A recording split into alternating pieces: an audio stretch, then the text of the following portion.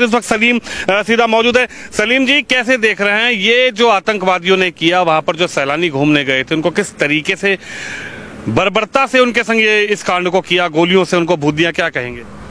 देखिए, ये अगर हम अपने नज़रिए से बोल लेंगे तो ये गलत हुआ है, ये आतंकवादी हमला है, ये मानवता के खिलाफ है। लेकिन अगर आप इसको इस्लाम के नज़रिए से देखेंगे तो ये पुण्य का काम किया है उन्होंने, ये सवाब का काम किया है उन्होंने। ये कुरान के स्क्रिप्चर सूरह तौबा की जो 5 आयत है उसके अंदर सेम टू सेम यही प्रक्रिया लिखी है कि काफिरों को जहाँ पाओ वहाँ देखो, उनको मारो, घात लगा करके उनको मारो। इन्होंने भी तो वही किया, घात लगा के मारा, बाकायदा उसकी रेकी हुई है। घात इस्लाम में ही लिखा है, कुरान में ही लिखा है किस तरीके से निहत्ते लोगों को इस तरीके से देश के वासियों को भून दिया जाए, उनको मार दिया जाए। आइए, मैंने कुरान की तो आपको आयत बताई है, जो सूरह तौबा है, कुरान की 9वीं सूरह है और उसकी 5वीं आयत है। वहाँ पे ये लिखा हुआ है, सेम इसी तरह बर्बर तरीके से मारने का लिखा हुआ है।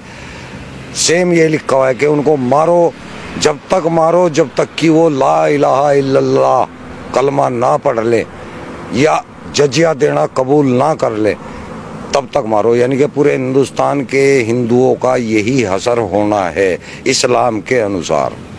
इस्लाम के अंदर अल तक़िया नाम की चीज़ होती है, आपने सुना होगा अल तक़िया।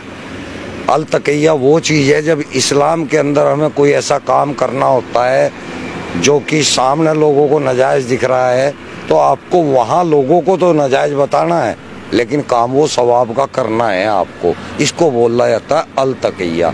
तो ये अल तक़िया करते हैं, जो कहते हैं ना हिंदू मुस्लिम भाईचारा, ये अल तक़िया है, ये कुरान के अंदर है, हदीसों के अंदर है। मुसलमानों को तो, मैं इंडिया के मुसलमानों की बात कर रहा, बाहर के नहीं।